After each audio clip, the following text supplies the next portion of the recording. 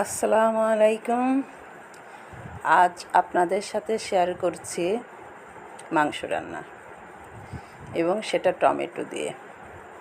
তবে এই মাংসটা রান্না একদমই ভিন্ন এবং আলাদা।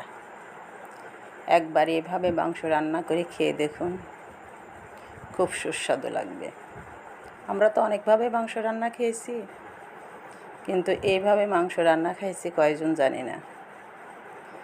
এই রান্নার প্রসেসটা একটু আলাদা, দেখলেই বুঝতে পারবে। প্রথমে আমরা শুকনো মরিচ তেলে দিই, তারপরে পেঁয়াজটা দিয়ে একটু নেড়ে নিই, তারপরে মাংসর যাবতীয় মশলাগুলি দিয়ে দিই। বাড়তি কোনো মশলা না, স্বাভাবিক যে মশলাগুলি সেটা আমরা সবগুলাই দিই। দেওয়ার পরে মাংসটাতে মশলাটা কষিয়ে নিই এবং কষানোর সময় একটু বাটারি দিয়ে দিই। বাটারটা দেওয়ার ফলে আমার মনে হয় মাংসটা আলাদা গন্ধ, আলাদা একটা স্বাদ হয়। তারপরে মশলাটা খুব সুন্দর করে কষিয়ে নেওয়ার পরে মাংসটা দেব, দিয়ে মাংসটাও আমরা খুব সুন্দরভাবে কষাবো। আমরা তো সবাই মাংস রান্না করে খাই, একবার এভাবে খেয়ে দেখবেন। সুন্দর গন্ধ হবে, আলাদা একটা স্বাদও হবে। আমরা অনেকেই ফ্রিজে মাংস রাখি, ফ্রিজের মাংসটা বেশি দিন হলে এটা গন্ধ হয়ে যায়। এইভাবে রান্না করলে এই গন্ধটা হবে না এবং মাংসটার অনেক সুস্বাদু হবে। তাহলে এবার আমার মাংসটা একটু কষিয়ে টমেটো দিয়ে দেব। এই মাংসটা আমাদেরকে এখন অনেকক্ষণ ধরে কষাতে হবে। কষাইতে তেল উপরে উঠে আসবে।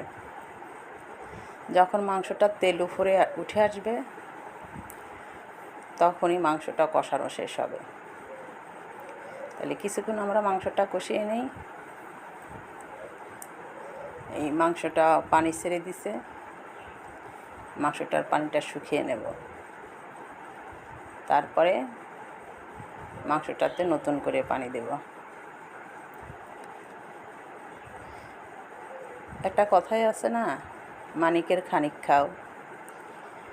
যে তরকারি বলেন আর যেটাই হলো, মানে ভাতের সঙ্গে যে সবজিটাই আপনারা খাবেন, সবজি, মাছ, মাংস যেটাই খান, সেটা যদি পূর্ণ স্বাদ হয়, সেটা ভাতের সাথে অল্পতে ভাত খাওয়া হয়ে যায়। অল্পতে আমাদের মনটাও ভরে যায়, পেটটাও ভরে যায়।